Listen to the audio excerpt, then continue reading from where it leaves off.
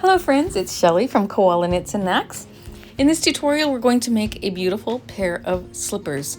Now I have such fond memories of my grandma making slippers, using her knitting needles and clicking away, and she could make a pair of slippers in no time, faster than I will ever be able to make them on knitting needles.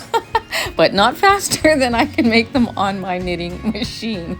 So I have designed a pattern here on my machine that I think that you're gonna like. I hope you like it. I have made them on my circular knitting machine called Grandma Mary's Slippers, and decided, well, I am going to make them on my flatbed and add a little bit of design using the punch card. So I hope you enjoy this tutorial, and I really would love to see the slippers that you make. So please post in my Facebook group. And if you're posting in other groups, please always add the link, and that will help people to find my channel as well.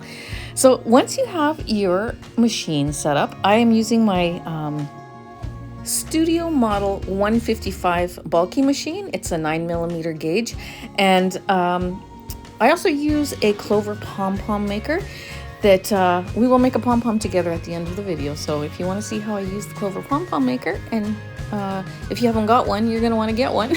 They're the best pom-pom makers, but I'll show you how I use them at the end of the video.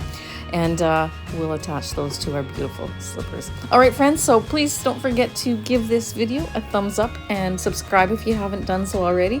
I would appreciate you doing both of those things, and I can't wait to see your slippers when you're finished making a pair. So let's get started on this beautiful project. Have fun, friends. It's so fun to be here with you, making these beautiful little slippers, and I'm glad you're joining me. We are going to go over the settings on our carriage and also on our punch card reader, and we're going to just review a few things together before we get started. And I'm going to use it's from the instruction book on the chunky punch card. Model 155 is the machine that I have, and on page 23. All right, so first thing we want to do is we want to look at this chart that goes with the Fair Isle or the knit in setting that we have on our carriage, and we're going to make sure that all of our settings on this carriage are correct, and on the card reader as well. So we're going to look at this first row here. Let's start at the beginning. We've got the circle. So right here you've got your lever where it when we are actually knitting, we want it on the on position, which is the triangle, but right now we want it on the circle. Our first row here tells us it's the circle, and that's where we're gonna put it for now, and then we have it on S. There's an S and an L here. This is the regular size, and then this L is for long, I believe. So we're gonna leave it on S because that's what it's telling us to do. On our carriage, we want our side levers. There's a triangle and a circle. You wanna make sure both side levers on both sides are on the triangle. Our Russell levers are at the front here. There's a 1 and a 2, Roman numeral 1 and 2. Our book is telling us they both need to be on 2, so make sure that those are there. Our brushes are 0. So that's when the brushes are down. It's telling us to put it on the little 0 that's at the front there, and we don't need to use our brushes. All right, then we look here, and that tells us that we only need to have color A in our machine, so in our carriage. So we're going to do that in just a second. I'm just going to put this off to the side here, and I'm going to grab my punch card. I'm choosing to use punch card number 3 for this particular project, and so we want to make sure that the arrow is facing down. We want to make sure that this lever here that we put to 0 goes back up to the triangle while we insert our card. And I have to wiggle mine a little bit to get it to catch. I haven't quite, there we go. It's this side that sometimes gives me a little bit of grief. There we go. And once it's down there, then you're going to take your knob and you're going to turn it so that the back is higher than the front. And you're going to take these 2 little clips here. Got one here. Where's my other one? Got to find the other one. Oh, it's hiding under the weight. And we're going to bend the back down, pop these little knob things through the bottom 2 holes that are there. Then we're going to bring the front one forward. Trying to keep my head out of the camera, so I'm leaning quite far back. Poke it through, and close the tabs. And you're going to do that on the same thing on the other side. So through the back 2 loops, or 2 holes, into the front 2, close your little tabs. And that lines up our numbers. So as we go up, it's 40, 41, 42, 43, 44, 45, 46, 47, 48, and 1. It just keeps our numbering in order when we line them up in the right place. Just like that. Now I'm going to turn this knob so that number 1, this line right here, is in line at the base there.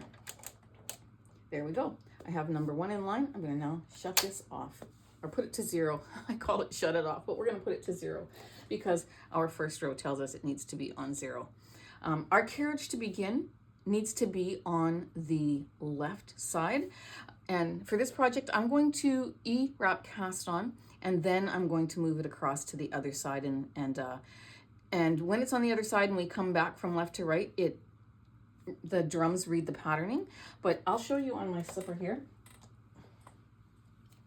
which I purposely did a couple rows just in the solid gray, just so that we have a nice area for seaming. So that's what we're going to do. And the reason why we can start with our carriage on the right, because we're going to set it up and have that extra row. All right. But before we do that, we need to talk about the swatch. Now I thought, okay, can I like do this without making a swatch? And I did, and it was huge on me. So lesson learned really quickly. I then made a swatch out of this patterning. I followed the instructions on how to do the Fair Isle, and I did it over 40 needles, so 20 on either side of 0, and I set my tensioner. In my mast, it's the tension is 5, and down below here, I had it set at 7, and it was the sizing that I figured out was quite stretchy and too big for me, and so I thought I didn't like how loose the stitches were, so I moved it down to a tension 5 here, and I really liked how that sizing came out for me. So for this particular yarn, I'm using a tension 5 on my carriage, and I knit, I think it was 40 rows for this, or 35 or something like that, so that I could measure it. And what I got was the measurements that I needed for my foot. I literally took a pencil, and I traced my foot. Then I went darker over it for you so you can see. And I traced my foot so that I could get the length of my foot from the top of my toe tap back to my heel, and the widest part of the front of my foot. For me, the length was 8 7/8 inches, and the width, the widest, was 8 1/2 inches. And so I moved my length down to 8.5. So if you're like 9.7, make it 9.5, or even a little bit lower. Go down like 0.5 in your measurement. That's what you should do. Go down 0.5. I did like not quite that here, but you can go as much as a 1/2 inch lower on your length, because it's going to stretch when you get it on your foot, and you don't want it too wide. Like for me, I like my slipper to fit snug, so I went down from 8 7/8 to 8.5. So not quite 1/2 inch, but you can play with up to 1/2 inch, I think. And then the width, 8.5, I went down a 1/2 inch there. I went to 8 inches there. All right. So because again, that's going to stretch. Mind you, here's my thoughts on this too. And I haven't made a lot of slippers yet, so on this machine. So that's why I want to give you some options. You can leave it at at the exact measurement that you want and work it out that way. And then when you fold it over to sew the front of the foot here, all you have to do is make this part a little bit tighter, because by having extra width, it comes up a little bit higher on your ankle. And so for this particular one, I actually went down 1/2 inch and did 8, and I like how they fit me. But next time I would probably stay at 8 1/2, and again, just seam up the front of my foot a little bit tighter, just so that I can get that little extra length up on my ankle. So those are the options for you, but this is how I have figured it out. So with my swatch, you might not be able to see this because it's written in pencil. Next time I'll do it in pen, but you can write it down as I say it. For my swatch, I did it on tension 5, and my mast is also on 5. Tension is also on 5. And I had, for the length, 10 stitches for 2 inches. So 10 rows for 2 inches. For the width, I had 9 needles, was 2 inches. So I am calculating my length, 8.5. I moved it down to 8.5 times 5. All right. So 10 inches, 10 stitches, 10 rows for 2 inches. I just did it over 1 inch. So if I have 8.5 times 5, I got 42.5, and I'm just doing 42 rows. All right, so does that make sense? My number of, I should have put rows here, not stitches. I counted 10 stitches, 10 rows for 2 inches, so that's 5 rows for 1 inch. And I need 8.5 inches, so 8.5 times 5 is 42.5, but I'm gonna make it down to 42. All right, so I'm gonna do 42 rows. For the width, we did the same thing. Over 4.5 needles was in width was 1 inch. And so my width of my foot is 8.5 at the widest times 4.5 equals 36 needles in work. So I'm doing 18, 0, 18. 18 on the left of 0 and 18 on the right of 0. So that's how I calculated that. All right, so now let's move on to our needle bed here and pull out our needles. I determined that I needed 36 needles, so 18 on either side of 0. So I'm going to pull out 18,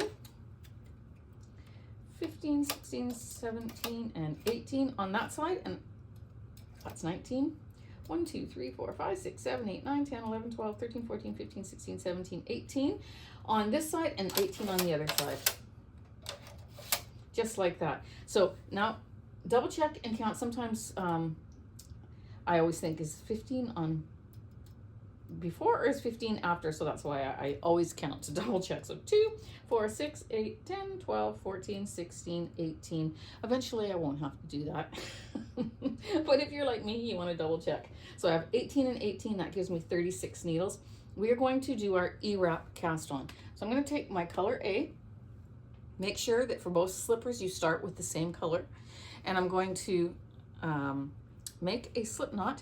So here's my tail down here. I'm gonna clip it with a clip, just like that. That's gonna go down in there. I'm going to take and make a slip knot, wrap it around my finger, go through that circle, and grab it, make my slip knot. Then I'm gonna turn it so my yarn is naturally coming this way. And I'm gonna hook this onto needle 1. I'll move my camera in 1 second here. All right. I slid that loop onto needle 1 with my yarn tail that's coming from my cake coming to the right here. You don't want to slip it over this way like that. Just have it going in the right direction. Pop that on there. Then I'm going to, I always put my thumb over top of the strand that's underneath. I'm going to come up, now that we've done needle 1, we're going to wrap needle 2 with an E-wrap. So I'm going to come between needle 2 and needle 3 and then go to the left and down. Remove my thumb. I'm not going to pull that tight. I want it fairly, I don't want it too loose, but I just have a nice easy tension on it. Then I'm going to come up between needle 3 and needle 4, and I'm going to wrap. So whatever needle you're wrapping, you're going to go onto the right side of it, wrap to the left and down. Right side of needle 5, wrap to the left and down. And I'm holding it with my thumb underneath just so I can keep the same tension. And we're going to keep going up and down, and we're going to E-wrap all of our needles. Now you can do waste yarn and a ravel cord and then do your E-wraps. That will give you something for your weights to hang onto and might make it a little bit easier for you, but I'm going to show you how I'm going to knit the first couple of rows so that that's not necessary. All right, so I'm going to E-wrap all along. Let me change my camera angle. I've got all 18 wrapped. Of course, I should have said I got all 36 needles wrapped, 18 on either side. I'm going to push those loops back to the needle bed. I'm going to take my yarn. I'm going to pop it into my yarn feeder and close the latch. All right. And we now have our E-wrap cast on. I'm not going to count that as a row. I'm going to set my row counter to 0. All right, row counter is set to 0, and now we're going to begin counting. Our book tells us that we need to have our drums read the patterning card while we're going from left to right. You see that arrow there? It's going from left to right. So I'm going to knit the first row in stockinette to get me to the other side. And again, that's going to leave me some space for seaming up the back, which I really like. And so that's what we're going to do. And so I'm going to keep my carriage in stockinette and my cam lever in stockinette. I'm going to have my tension on 5 on my dial here as well as on my mast, and I'm going to move it across with these needles all the way out, because when we move the needles all the way out, we don't need to have weights there. It makes it easier for the machine to knit. So I'm going to go right across. That's row 1. Okay, row 1 for us, not row 1 in the book. Row 1 in the book is when we come back this way. So I have all these settings still remaining the same. I'm going to put my fingers underneath the stitches here, and I'm going to pull out the needles. Again, this is so that I don't have to use weights. All the way down. And make sure those are pushed into the bed. And you can see, when we're going from left to right, we still only have color A in our carriage. So that's what we've got. And I'm going to make sure that my patterning, where my card is, my card reader is on the 0. We didn't change that, because when we go back the other direction, it's going to read the pattern into the drums. So we have that on 0.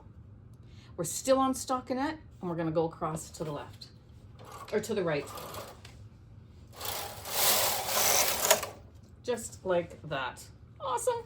Now I have enough that I can hang my weights. I'm going to use, I have choices here actually. I'm going to use these ones, these really heavy ones. You can use whichever weights you have that work. And I'm going to hang those, making sure that I have a weight on the both edges. So I'm hanging it here on the left. And I'm going to take one and I'm going to pop it into the middle. Just like that. So I have my weights hung. Now that we are on the right side, we're going to now look at the second row. It tells us to take our switch that's on our card reader and put it to the triangle. So I'm going to flip that up to the triangle. Everything stays the same except for now we're going to move our carriage, our lever up here to Fair Isle, which says knit in on my carriage, and I'm going to add yarn color B. I'm going to take my white, I'm going to add a clip, pop it down there into the, oops, I forgot to, what did I open? Don't open that. Leave it closed. That one goes in the front just like that. Okay, so we have our tension on 5. We have moved it to Fair Isle. We've added our second yarn, we've moved our knob up to the triangle there, and it's ready to go. Now we're going to knit the number of rows that we determined, knowing that if we looked at our row counter right now, we've done 2 rows already. For me, I need to do 42 rows. So I've already done 2. I'm gonna go by my counter, I'm gonna just knit across. You see it picked up that second color, and come back and go across.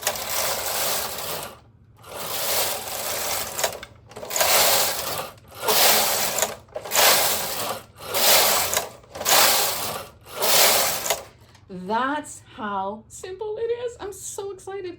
Every so often, I do every 12 or 15 rows, I'm going to move my weights up. Now you might not have to, you might be able to do a little bit more, but I'm very cautious. I want to make sure that it does properly, knits properly, so I go ahead and I move it up every 10 or 15 rows. Then I'm going to make sure that those end needles are as far back as the other ones, because what that does, if I pull this back, it elongates that loop that's there on the end and makes the end stitches knit better. So you want to make sure that they're not up further, which sometimes they like to do. All right, so my card reader, you can see that it's on row 11 now, so it's moving up as we go, every row.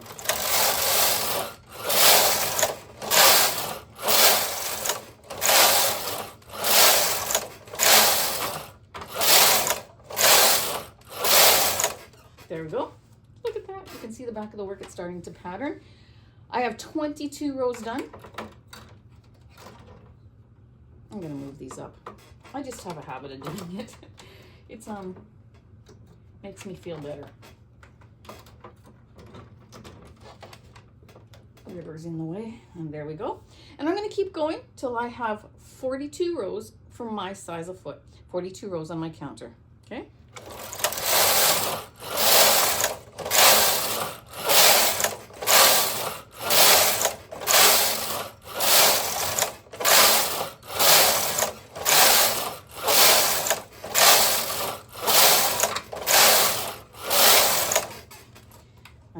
I made myself go a little bit farther that time. I'm almost done. And I probably could have done it, but again, never be too cautious. You'll be happy about the outcome if you pay attention to all the little details. All right, so I'm already on 38, 39, 40, 41, 42. That's it for how many rows I need. It's so quick and so exciting. All right, so now let's do our cast off. So now what I'm going to do is I am going to pull down on my yarn to get a tail. You want a fairly long one, maybe a foot, because a little bit longer wouldn't hurt, because we're going to use it to sew up the front of our foot piece as well. So I'm going to just grab that and cut underneath so that it doesn't go flying up. And I'm going to hang these on my mast, on my rod.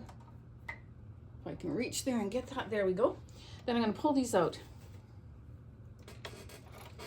Now, to do the drawstring cast off, we essentially could only use one of these, but I'm going to use both of them. And first I'm going to do is I'm going to tie a little tie, just one here. And the reason why I want to use both is because on my practice patterning, when I was making the pattern, I only did it with one, and I busted the yarn as I pulled it through the drawstring that's front. So we're going to use both, and I'm going to take off my weights. You might think, oh, there's all those ladders and the loopiness on the inside, but you know what? It doesn't catch on your toes when you put your foot in your slipper and you wear it a couple times, and they just kind of flatten out a little bit. So there's no issues there. I'm going to take off these little weights that I bought at Dollarama. And what we're going to do is we're going to thread both of these onto our needle. We're going to push this, put our finger across the bed and pull these needles out. You can do a section at a time. You don't have to do them all. Make sure you take your weights off. It makes it easier. Then I'm going to bring my needle in, and I'm going to come in behind and pick up. Doesn't really matter if you come behind and come at the front, because you're just needing half of the stitch. You're needing to go in through the middle of your stitch so that you have something to, when you pull your yarn, it gathers. I'm actually going to go in the front to the back, and the front to the back, front to the back, pull through, pop that in between the last one that we worked and the one that we're going to work next. Then you can loosen up on that a bit and pull your needles back, and those are released. If you keep holding this down really tight, it's going to be hard to get your needle back to the back. Okay, so now I have the next stitch, and through the center, through the center, through the center. You can do 4 or 5. Pull it through, bring that down, and I hold it with my fingers like that so it doesn't get tangled all over the gate posts or pegs. There we go, like it just did. And we're going to move these out a little bit. And I'm going to continue.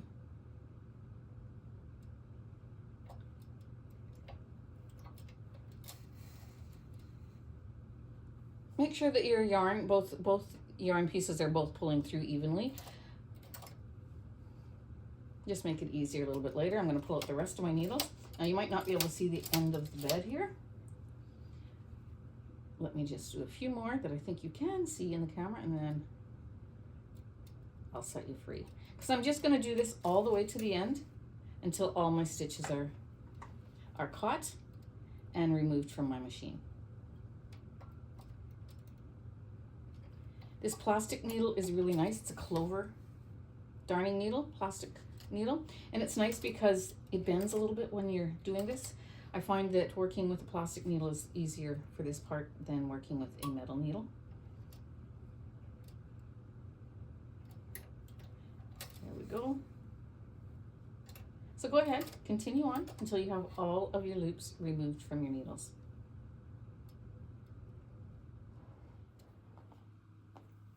Now that we have our piece off the machine, we're going to give it a stretch widthwise and lengthwise.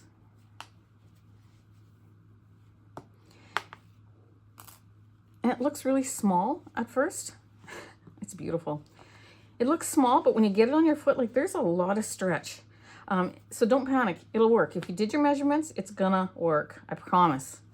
And if not, you seen how fast it was to make? You just make another one.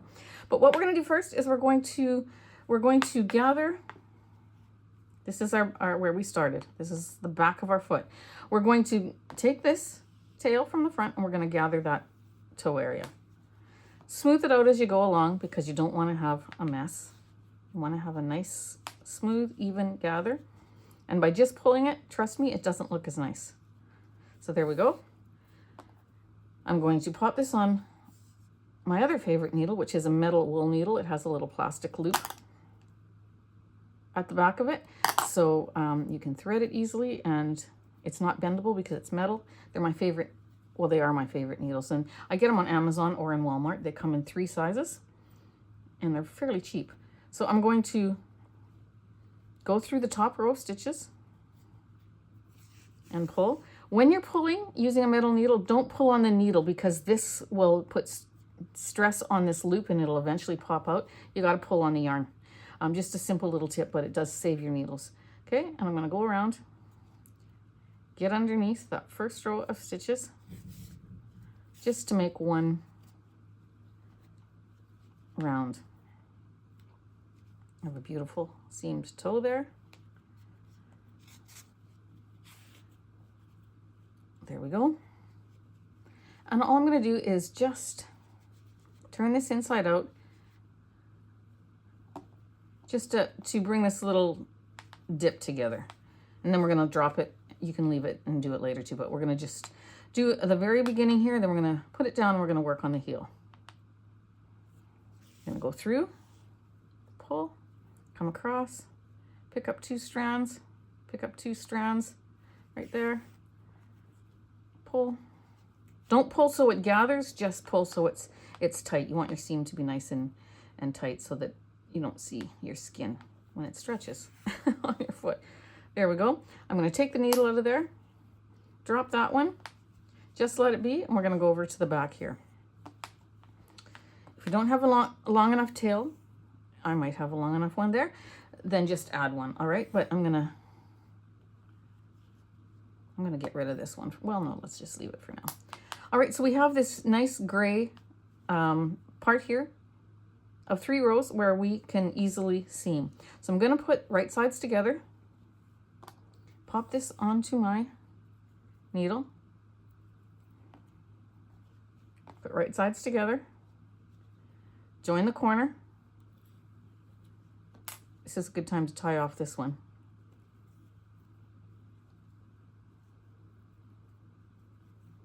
Just like that, and then I'll hide that yarn tail later. On your second slipper, when you are beginning, leave these tails quite a bit longer because we're going to use them to sew our little rolled end too, and I'm going to have to join because mine aren't long enough. But so leave your tails at the beginning and at the end of your work a bit longer than you would normally leave them, and that will help you. All right, let's get that out of the way. Or you can add it if you want a double layer. Because it's long enough, I think I'm going to go ahead and do that. You don't need to, but it's there, and it'll give it some little extras. So we're going to do it. Let's just smooth out your base here. And don't shut me off because you think you can just see what it's going to be, because I do a little trick on my base of the heel here. So unless you know how to do that, stick with me. Otherwise, go ahead and sew up. I'm picking up one stitch, 2 bars, going across, picking up 2 bars on the other side.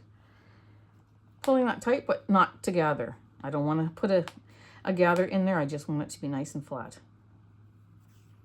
And I'm going to sew that up.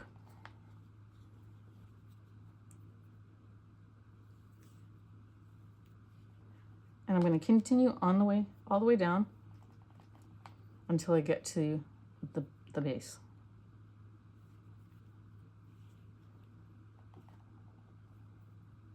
Wishing that I had a little bit more length on here, but that's okay. We make it work. And it's very easy to add if I need to. Which I don't want to fight with it when I get down there, so I'm going to just tie on some extra yarn, and I'll meet you when I get to the corner there. Just in case somebody doesn't understand how they can tie it on. I'm sure you do, but if not, I'll just show you. I just go into the direction towards where that tail is, add a piece, then I can tie these two. Very simple way to add yarn. And then I'll just hide these ends in the seam, and now I'll just keep going.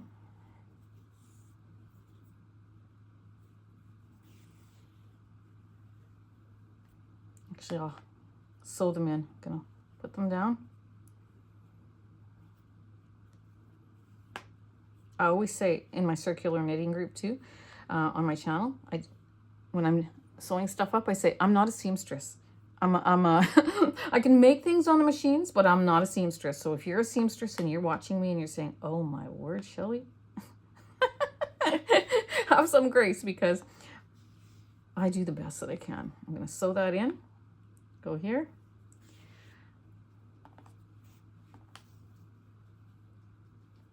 I do pretty good with sewing too, I think, but I know that there are many, many, many of you out there who are skilled seamstresses and would do this much differently or much better, but that's okay. We're gonna get the job done. I'm gonna cut that off. Now it's hidden. I don't have to worry about it.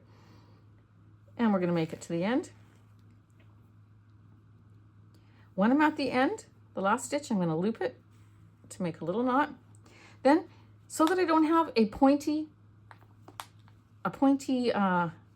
base there, what we're gonna do is we're gonna take that point and we're gonna fold it up just ever so slightly, just a little bit. Put that tip on the seam. And with that tip on the seam, I'm gonna now grab the stitch at the seam and pull through.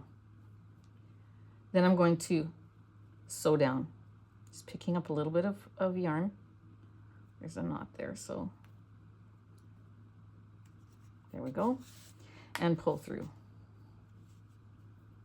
You don't need to use a double strand for this. You can use a single strand.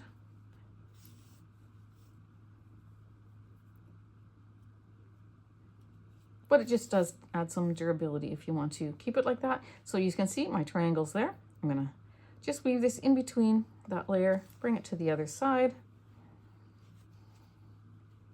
And I'm going to sew up the side here.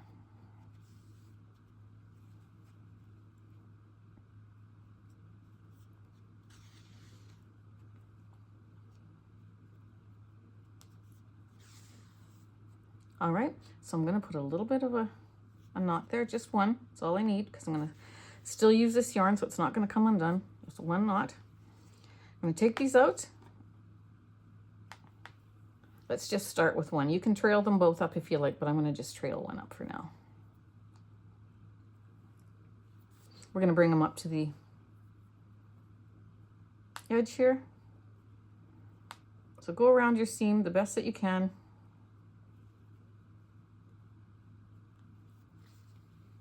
Bring it up again, don't pull it because you do not want to gather your back. Bring this one up to this side. One little knot. Do the same to the other side.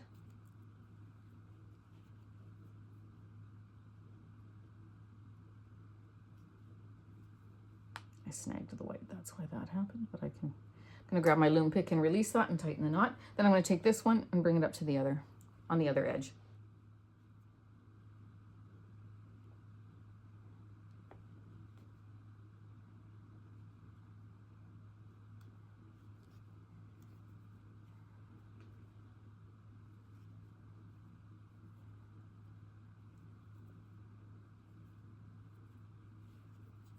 There we go. I just split that white loop there, and I don't want to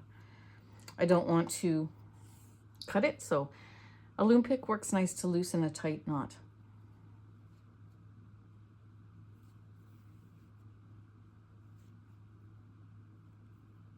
And there we go. I'm going to do this other side, and I'll meet you right back. Now that we have our yarn tails both at the top, you're going to just let those down for a bit. We're going to go back over to this side, and we're going to work on seaming up as far as we want it to go for our foot. So you're going to actually put your foot in there.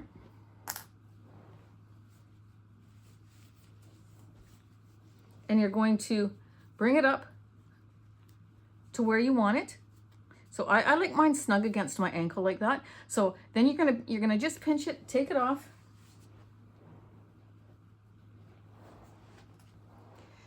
Take a piece of strand of yarn or a stitch marker, whatever you like. Pop it through there. Just put a little tie in there so that you have a guide as to how far you're gonna seam it up, all right? When you do your second one, you can just measure it and put a stitch marker there, so you know that they're exactly the same, but I like to have mine quite far up. Then I'm going to do the same thing. I'm gonna just smooth that out. I'm going to get under. Now here's where I said if you wanna make it wider by using more needles so that this part is higher, then you're gonna sew this one a little bit farther down, and this seam will be flat in no time, just from the pressure on your foot, and it's comfortable, so you don't have to worry about that. But for me, I'm just going to pick up the top 2 bars and pull tight. I'm going to work this all the way down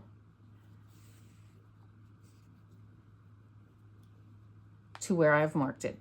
If you can get in those where the little transition is from one stitch to the next, there's a little knot kind of feeling in there, that's a good place to put your stitch. So I didn't put it there, but I'm gonna grab it here. Make your stitches close to each other so that you don't have any gaps in there when you have your foot in there. Then I'm gonna pull, and I'm gonna work my way up to my stitch marker. All right, I'll see you when I get there. I've made it to my stitch marker, and I'm going to pull that out. I tried it on, and I want to go a little tiny bit further. Not much, but just a little bit. I measured it to my second slipper. Maybe one more. I like it snug to the front of my foot, very front of my foot. I said to my ankle before, but you know what I meant. Okay, so now when that's done, I'm going to put one little knot in it. And you don't feel these knots against your foot if somebody is questioning that too. You don't. They're very small and very hidden there. You don't feel it on your foot. Now, what I want to do, and here's what I meant when I said if you want to do more needles, then this part here will be wider, like it'll go up a little bit further, and you just would have to seam this a little bit snugger. But I don't want this flapping around just loose like that. So I'm going to just let it take its natural roll. I'm going to take one of these colors out. If this one's long enough to do the rest of the slipper, then you, by all means, hide the ends on these ones and just use this. But better to leave these there in case these are too short, and then you have those already attached. But I'm going to take one of these strands,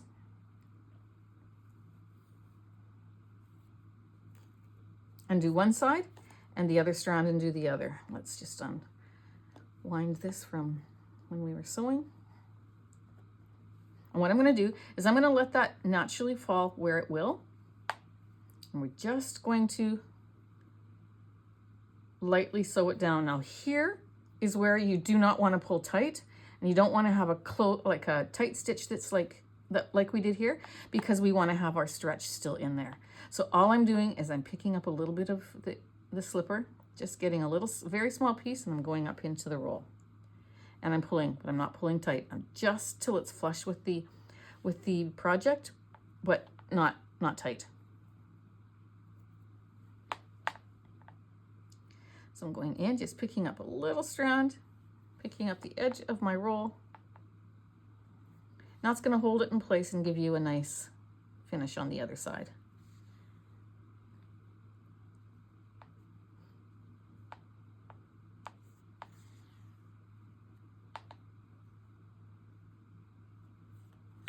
All right, because I have that gray one there, I'm going to tie it off. Otherwise I would just give it a knot and hide my end.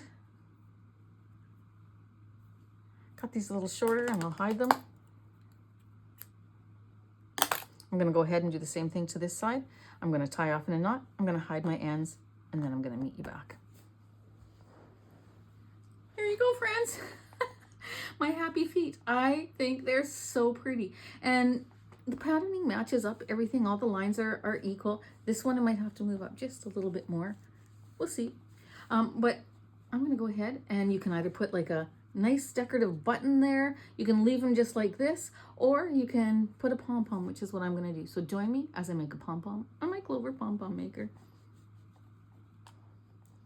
All right, so I buy the Clover pom-pom makers. I've bought these a long time ago, but they come in a set of 4. This is the 3rd biggest one, and it has a number 65 on the back. Good thing I got new glasses, because otherwise I would have never been able to read that. It's a 65 on the back. And I'm choosing to make my pom-pom with just the gray. Now you can do white, your color A, your color B, you can put both colors together, your choice. I want mine to be gray.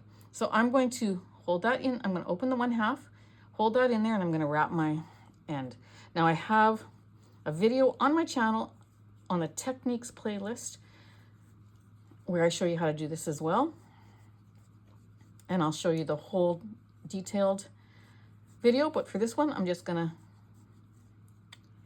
show you how I wrap the 1/2. If you need to see it again, you can back it up, or you can just go watch that techniques video where I, again, explain it a little bit slower. But I'm going to wrap back and forth until, if I put that across there, I want it to be filled in so that there is no concave dip in there. All right, I'll keep wrapping and I'll see you back when I get it to where I want it to be.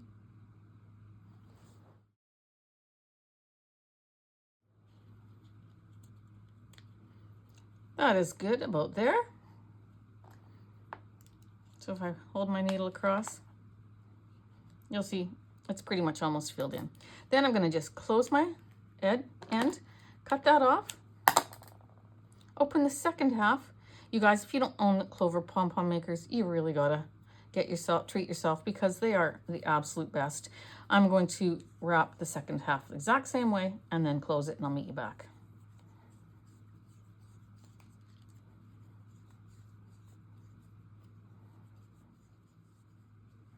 Once you have them both wrapped, you're going to cut off a yarn tail that's about maybe 2 feet long. Set that aside. We're going to take our scissors, and you're going to go into the back here. There's a little section that you can pop your needle into, and you're going to cut across. And you're going to continue for the 2nd half. Just like that. And once it's completely cut, you can take your yarn that you cut. You have a loop on one end. I've got it folded in half, so there's a loop on one end and my tail's on the other end. And I'm going to pop that, oops. Pop that down into the center, flip it over, bring it up. I'm going to put the yarn tails through this loop, And then I'm going to just turn this till this tightens in the center. Pull it hard, but don't pull it so hard that it snaps, right? And then we're going to take these two and we're going to cross them, put one direction, one the other, meet it on the other side, and I'm going to tie it a very firm knot. 1 and 2. At this point, you can open your side levers, until I came from my knitting machine. Open your side latches just like that. Pop this little beauty back together. Give that a shake. Now you'll see it's not beautiful because you have to make it beautiful. So I'm going to take my scissors. I'm going to do this mostly over the garbage, but I'm going to trim this up in a circle like this. This is where attention to detail comes in. I like to fill my pom-pom maker and then trim it up later. Some people do less yarn in their pom-pom maker and then there's less trimming to do and it's a little bit more even. But I like to fill it and have a very full pom-pom, and then I trim it up and make it perfect.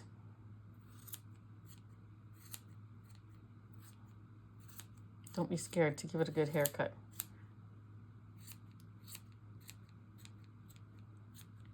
You'll see how it's taken shape, and don't forget the base.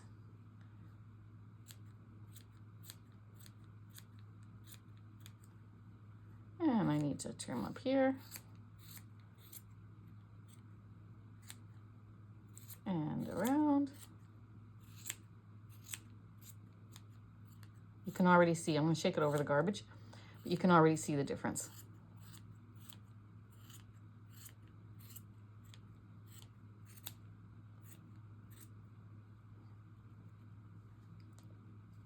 Okay, so go ahead. Shape your pom-pom, make a second one, and meet me back.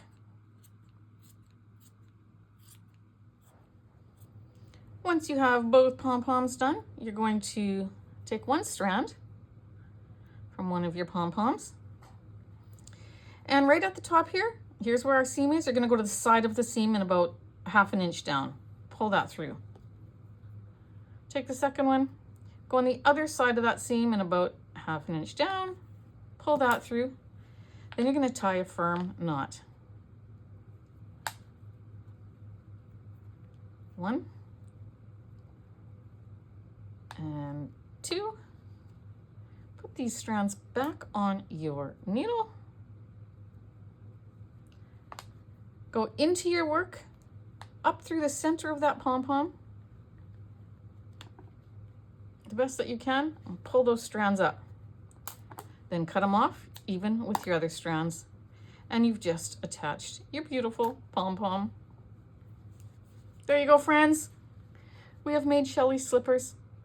I love them. Let me just put them on. Well, here they are. Aren't they just so pretty? Oh, I'm just so pleased. I just think that gray and white or black and white is just classic colors, but I would love to see them in brighter colors and in the color choices that you choose. I think that they will be gorgeous. So please don't forget to post in my Facebook group. And if you're posting your finished slippers in other Facebook groups, please always add the link. That will help people find my channel, and I would appreciate that support so very much. But thanks again for spending your time with me. It was a pleasure spending my time with you. I always pretend that you're in the room with me. Helps me to be able to have a conversation rather than talk to myself. I'm talking to you. And I just appreciate you all so very, very much. So take care. I'll see you in the next tutorial and have a blessed day.